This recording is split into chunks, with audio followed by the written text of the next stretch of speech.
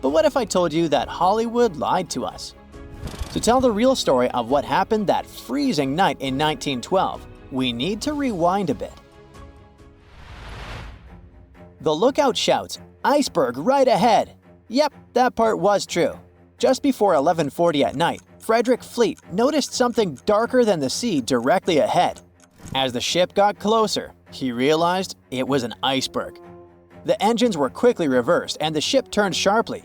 Instead of hitting it head-on, Titanic scraped along the side of the berg, sprinkling ice on the forward deck.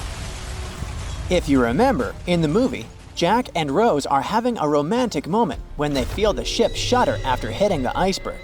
Some real-life passengers reported feeling something similar after the impact. But according to Titanic survivor Frank Prentice, it wasn't exactly like that. He said there was no impact as such, and it all felt more like slamming on your car brakes. The ship stopped, and that was that. Some people even slept right through the collision, confirming that there wasn't such an abrupt impact. Mr. Prentice, curious about what had happened, left his cabin and went out to the deck. When he got there, all he could see was a little ice on the surface, not the towering iceberg that Jack and Rose saw.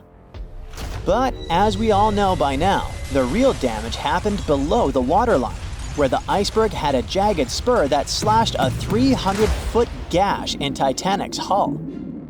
Once the crew realized how severe the damage was, they immediately began sending distress calls to nearby ships, asking for help. At some point in the movie, the radio operator goes to the captain and says there is only one ship nearby, the RMS Carpathia, which later ends up rescuing many passengers. But in real life, there were more ships around. It's believed that the SS Californian was only about 23 miles away. This ship might have actually seen the Titanic sinking, or at the very least, seen its rockets exploding high in the sky. Yet, for reasons we will never fully understand, they didn't try to help.